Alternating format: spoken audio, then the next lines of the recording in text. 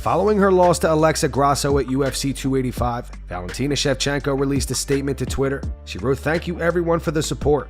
Truly appreciate all of you. In good and bad, thank you for being with me. Difficult times built strong people. Martial arts is my life and I will be back for an immediate rematch stronger than ever." She followed up with, "Fight doesn't forget any mistake. Especially it feels frustrating when you was dominating all the fight. No excuses, only hard work. Ready to start all over. Love you all." Cody Garbrandt defeated Jon Jones via unanimous decision at UFC 285. After the fight, Cody reveals the struggles he went through prior to the fight. The sport's amazing. I'm truly in love with it. You know, the passion's back. I had a lot of fun in there. The build-up, I had a lot of things going on in the last 16 months. I mean, even prior to last week, to this morning, I had so many things that were just trying to block and not make me get to the octagon. You know, I ended up injuring my neck and I have a nerve block put in my neck last week. And I was my last takedown in my warm-up this morning. I ended up slamming my neck and a huge stinger, losing all full range of motion of my left arm. And I'm just like, you know what, there's never going to be an ideal situation. You know, just like in life, there's never going to be an ideal situation. So through these losses, I would try to, you know, do something different than I've never done, you know, and a physical aspect. I got to train harder. I got to do this. I got to incorporate this. But I never really worked on the mental side, you know, and Dr. Capo was always pressing me, hey, go speak to a mental therapist, you know.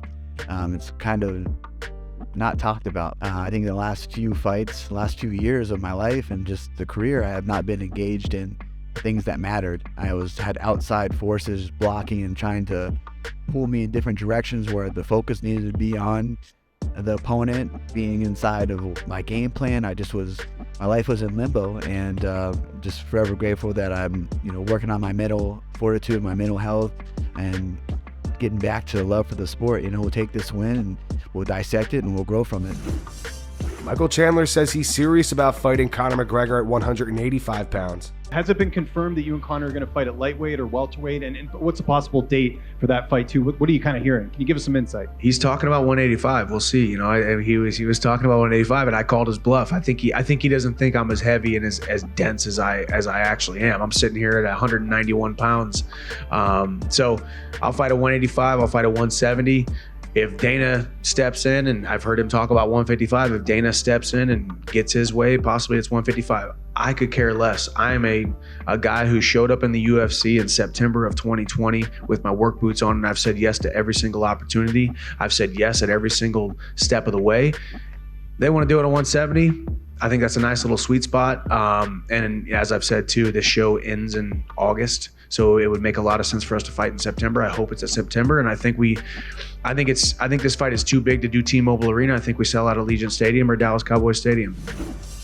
John McCarthy and Josh Thompson on the Weighing In podcast react to Darren Till asking to be released from the UFC. They believe Darren just lost his way and hasn't been the same fighter he once was.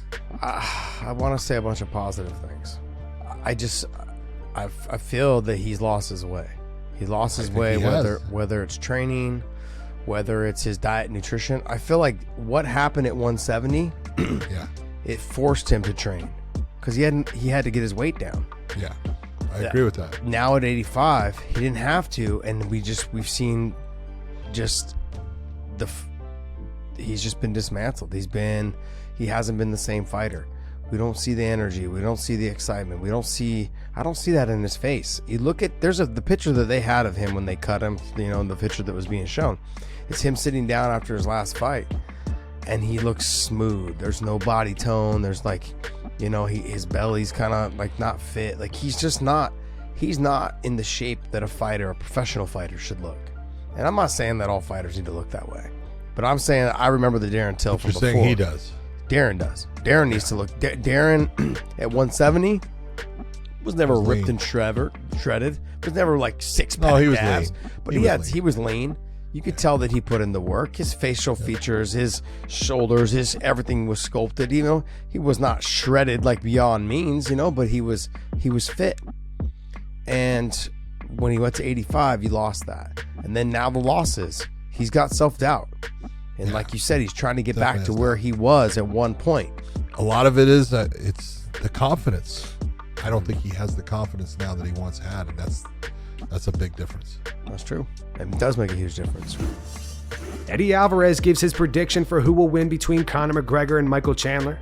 Eddie fought both Conor and Chandler. Eddie fought Chandler twice, with Chandler winning the first fight via rear naked choke in the 4th round, and Eddie winning via split decision 2 years later. When he fought Conor, he was TKO'd in the 2nd round. Speaking to Ariel Helwani, Eddie said, "If I had to guess, Mike Chandler doesn't wrestle. If he stands with Conor, Conor's going to knock him out. It's a mismatch. Mike Chandler's defense sucks. He doesn't have good defense, boxing. He throws bombs, but Conor's way too fast, way too quick to get hit with anything Mike Chandler is throwing. So I feel like Mike should wrestle and wrestle quickly and use that. And if he doesn't, it's going to be a bad night." On a potential trilogy with Chandler, Eddie said Mike Chandler ain't shit. Just so people know. Just so all the fans know right here, right now. I know fans wanted that fight. I know fans wanted me versus Michael Chandler 3. Just so you all know, I want to put it out in the clear. I tried to make that fight happen. I tried to make the fight happen. It's not me. For the past year, Conor McGregor and Henry Cejudo have went back and forth. Pretty much anytime Conor posted training footage, Cejudo would critique it, which Conor did not like very much. Here's one instance where Henry said everything is done naked. No fakes, no feints, no level changes, but you think you're going to get a different result. You work too much on combinations where you should be working on entries, setups, and setting traps. Just a tip from the GOAT. Conor replied, "The opening punches are the traps, feints, and fakes. You ever hear or see that before? Your little feints won't draw me out, kid, but pump a few real shots, you might get a response. You are a little fat novice with about 2 KOs at bantamweight. I have 20 across 3 divisions. Quiet, you bum." Now it seems the two are cordial. Henry tweeted out this video last night of him predicting how the fight between Jon Jones and Ciryl Gane would go. Conor replied to Henry saying, "That's nice footage, Henry," and for some reason Conor deleted the tweet. Stipe Miocic on Won't Back Down Radio with Chris Weidman reveals the UFC has already contacted him about a fight against Jon Jones at International Fight Week. International Fight Week will take place from Monday, July 3rd through Sunday, July 9th. Obviously, this is going to be a big fight. Did they give you a date yet or anything? Did you guys talk to the UFC? Yeah, when International Fight Week.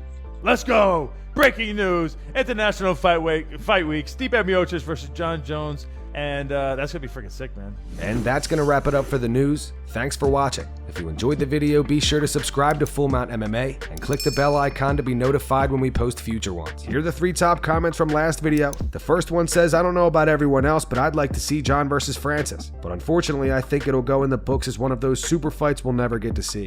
The second one says, "Very few people talking about Alexa Grasso defeating the great Valentina Shevchenko. Alexa stayed in Shevchenko's face and showed her no fear of her kicks, punches, and takedowns. Great fight. Looking forward to the rematch." And the final one says, "So just because Bo said he would feel bad if that was a low blow, we're all supposed to now believe that it wasn't a low blow?" Those were the 3 top comments from last video. If you want to be featured on the next one, all you have to do is comment down below. If you missed yesterday's news, click the video on screen to get caught up. And make sure to go subscribe to our second channel where we post our exclusive MMA interviews.